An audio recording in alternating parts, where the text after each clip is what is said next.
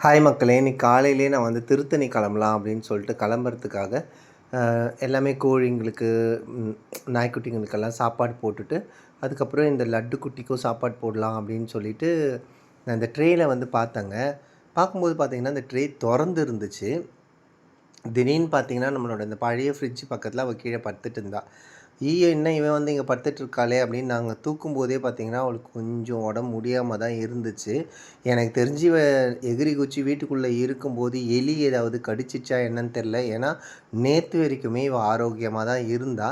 அதுக்கப்புறம் நான் வெளில தூக்கின்னு போயிட்டு வந்து கொஞ்சம் தண்ணி இல்லையா என்னன்னு சொல்லிட்டு கொஞ்சம் தண்ணி கொஞ்சம் குடுத்தேன். அவ குடிச்சா. குடிச்சு ஒரு 10 நிமிஷம் இருக்குங்க. அதுக்குள்ளேயே குழந்தைக்கு உயிர் போயிடுச்சு.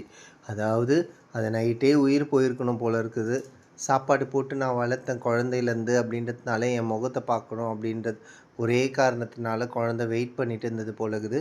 என் முகத்த பார்த்துட்டு கொஞ்சோண்டு தண்ணி வாங்கினதுக்கப்புறம் அது கடவுள்கிட்ட போயிடுச்சு.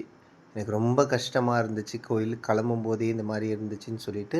இந்த வீடியோ உங்களுக்கு பிடிச்சிருந்தா ப்ளீஸ் லைக் பண்ணுங்கள், ஷேர் பண்ணி சப்ஸ்கிரைப் பண்ணுங்கள்.